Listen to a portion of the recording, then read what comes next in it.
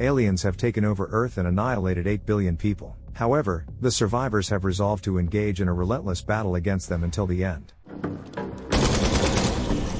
At the beginning of the film, an alarm signal is triggered at the outpost military base. Soldiers hurriedly take up combat positions and prepare for battle, while Mayor Viktor Dolmatov, the base commander, contacts command. It is reported that multiple targets, much larger than humans and approaching at a speed of 20 km per hour, have been detected 3 kilometers away. The action shifts back a month. Soldier Oleg has dinner with his girlfriend Elena at a Moscow restaurant. After a pleasant conversation, they head to his hotel and spend the night together. Suddenly, electricity starts disappearing worldwide, plunging cities into darkness.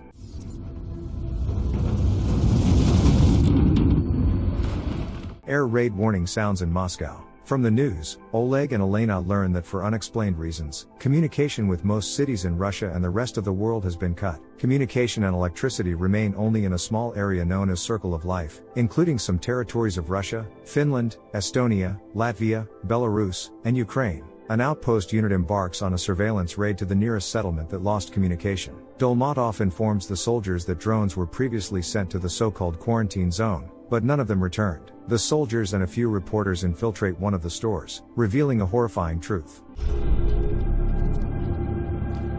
They realize that the power outage led to the death of all living beings. The squad then inspects one of the apartments in a multi-story building, and suddenly someone attacks a soldier. He manages to fend them off, and the survivor jumps out of the window, escaping despite the fall from a height. The soldiers open fire on him, but the person escapes unharmed. Retrieving the injured soldier, the team returns to the helicopter. Dolmatov reports to headquarters about the encounter with an unidentified enemy, and they return to the outpost. A month passes. The government still does not know the cause of the global catastrophe. Despite more than 100 million Russians being considered missing, authorities urge the survivors to remain calm. Meanwhile, men are actively being called for service in the army. Among the conscripts is Sergeant Yuri Grubov. He reluctantly leaves his mother, who is suffering from mental disability, and goes to the address specified in the draft notice. Lieutenant Colonel Marina Osmolovskaya arrives at the outpost. Together with the commander, they gather soldiers, including Yuri and Oleg, and brief them. Osmolovskaya informs them that all surveillance groups sent to different parts of the quarantine zone reported similar situations, no survivors, and several contacts with a mysterious enemy.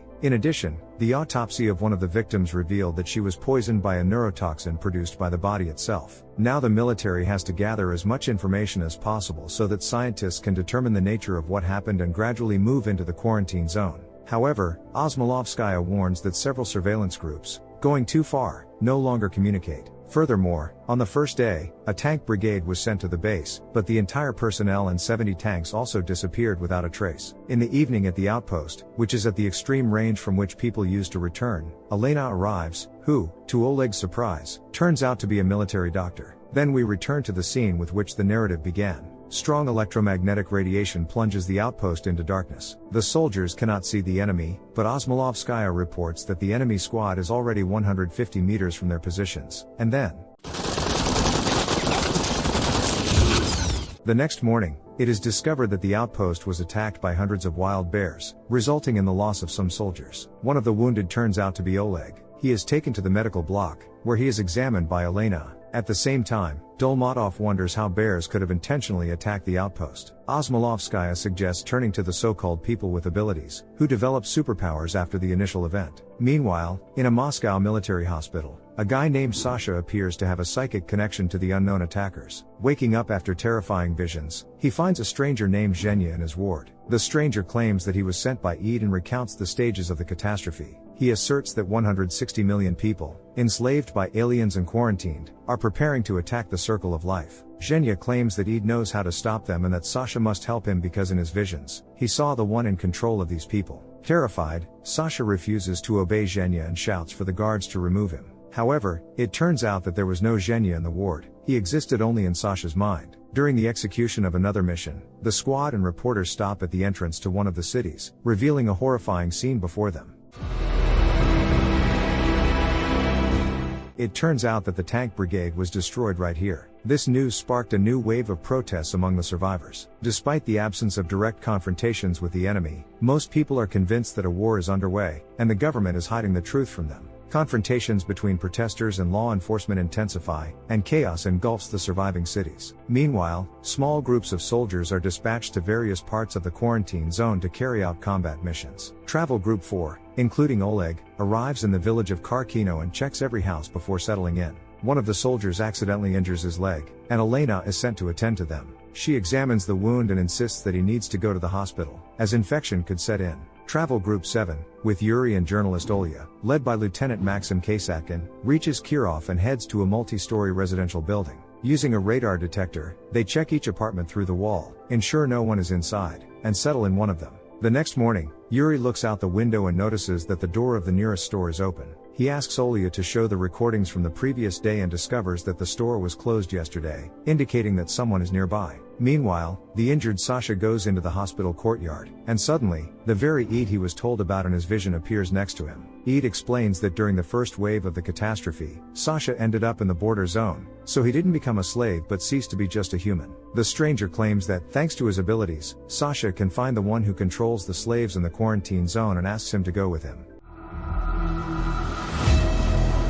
At this moment, Osmolovskaya notices them and immediately directs weapons at the alien. Eid claims that millions of similar aliens like him will arrive here soon, and their main goal is the complete annihilation of humanity. The alien Eid, referring to himself as a god, assures Marina that he is on the side of humans and offers to explain everything. He recounts that he was supposed to activate radiation, destroying almost the entire world when the moon was over the world ocean. However, he decided to signal when the moon covered a section of land. The radiation did not pass through it, creating the circle of life. The consciousness of the 160 million people outside the circle no longer belongs to them, and they are now following all the commands of the aliens and are about to attack regular humans. He also explains that their planet's main star, located in another galaxy, was supposed to extinguish, so they decided to settle on Earth. The Sun is a young star, meaning the planet will remain suitable for life for a long time. Eid claims that 200,000 years ago, they sent humans to Earth as biological weapons to destroy the advanced race of Earthlings and prepare the planet for new inhabitants. He explains that humans are the product of genetic engineering by the aliens, which is why they are so similar to each other. But since humans are unmatched in destroying any species, the radiation had to erase all of humanity from the face of the Earth, leaving only slaves, or else humans would start exterminating the aliens. Shocked, Osmolovskaya doesn't believe Eid's words, but he insists that the sooner she accepts the truth, the better their chances of defeating the invaders. She doesn't understand why Eid wants to help humans, and then he reveals that 200,000 years ago, he arrived on Earth with another alien named Ra, who now controls the slaves. They were supposed to monitor the development of humanity and meet approaching fellow aliens. Now Eid needs to destroy Ra to stop the army of slaves, and Sasha with his superpowers must help him, as the colonization ship with thousands of aliens will arrive on Earth tomorrow. In Kirov, Yuri and Maxim go on a surveillance mission to the store, discover that the creatures come here for food, and decide to set up an ambush. At night, Travel Group 7 detects movement at the entrance to the store. Penetrating inside, they find a wounded teenager who stepped on a tripwire. Olya captures the events, but Maxim demands to remove the camera. No one understands how an ordinary person survived in the quarantine zone.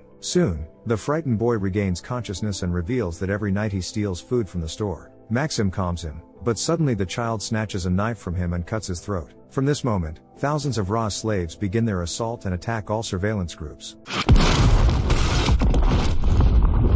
During the intense firefight, most of the soldiers do not survive. The remaining soldiers defend themselves among the ruins of destroyed houses. Meanwhile, Osmolovskaya receives a message about a massive attack on surveillance groups. Eid realizes that the slaves have launched an assault and urgently calls to head to the outpost with Sasha to find and destroy Ra. Yuri asks Olya to launch a signal rocket requesting reinforcements. Dolmatov and other military personnel at the outpost notice the signal, but soon similar rockets are launched from each of the groups, indicating that helping everyone is impossible. For a while, the shelling stops, and Yuri, Olya, and a few other surviving soldiers climb onto the roof of a house to figure out what to do next. Realizing that hoping for reinforcements is futile, they decide to escape the quarantine zone on their own. A helicopter with Eid, Marina, Sasha, and Zhenya on board heads to the outpost. Osmolovskaya asks if the alien race is mortal, to which Eid declares that he will live forever unless destroyed. In addition, aliens can overcome any diseases, and Zhenya confesses that Eid cured him of cerebral palsy.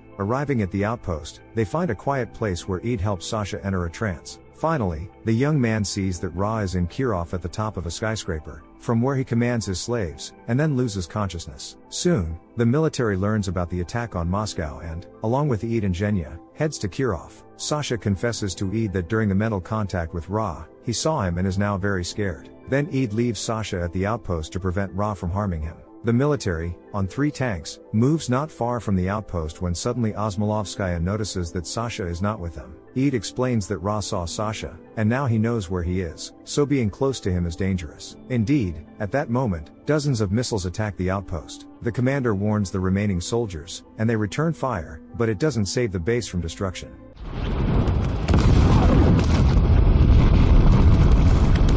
In horror at what she has witnessed, enraged Osmolovskaya points her weapon at Eid, accusing him of destroying the outpost and causing the death of the soldiers. However, the alien claims that they had to pay such a price for a chance to win the war and save humanity. Survivors from Travel Group 7 advance towards Travel Group 4 to join forces but come under another shelling, leaving only Yuri and Olya alive. Soon they find a car and continue their journey. The next morning, they enter village Kharkino and see numerous lifeless bodies. They then encounter Oleg, Elena, and another wounded soldier. After some time, a column with Dolmatov, Osmolovskaya, and Eid arrives in the village. The survivors are convinced that the commander has come to take them, but he tells them about the attack on the outpost and the circle of life. United, the team, along with Eid, heads to Kirov. In the city, an army of Ra's slaves attacks the column. One of the fanatics, wrapped in explosives, jumps off a roof directly onto a tank. The battle begins. The soldiers successfully shoot down hordes of slaves and enter the skyscraper. Eid warns that Ra will throw new forces against them,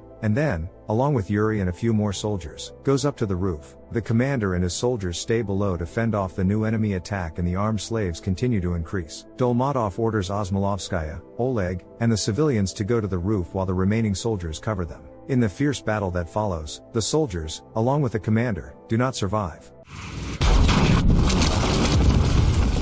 Finally, Eid finds Ra and engages in a confrontation, tearing open his chest and extracting a device from it. Then, Yuri inserts explosives into his chest and detonates the enemy. At this moment, Eid takes control of the slaves and immediately destroys them. Now, out of billions of people, only Yuri, Oleg, Osmolovskaya, Olya, Elena, and Zhenya remain alive. They are horrified by the sight of thousands of lifeless bodies strewn throughout the city. Osmolovskaya asks what they should do now, and Eid remarks that all humans are inclined toward violence. Ra invented religions for humanity, but they became a cause for new conflicts and wars. Therefore, he decided to get rid of humans to ensure the survival of his race. However, Eid has different plans. He orders the humans to destroy all of his brethren who will soon arrive on Earth. He explains that the survivors will become the beginning of a new civilization, and he will be the god for all of humanity. Elena points a gun at him and accuses him of the deaths of billions of people. Suddenly, Zhenya grabs a knife and lunges at Eid, only to find out that it was Osmolovskaya in his place. Eid manipulated Zhenya's consciousness to once again prove to the others how strong the human thirst for violence is. Oleg wants to finish off Eid, but Yuri stops him, and they engage in a fierce fight. Olya grabs a gun and shoots Yuri, who almost kills Oleg. Oleg once again wants to shoot Eid, but in the alien and the remaining humans, he begins to see his father. Suddenly, Zhenya lunges at Eid, and they both fall from the skyscraper. Finally, Eid is destroyed, but at that moment, the colonization ship arrives on Earth.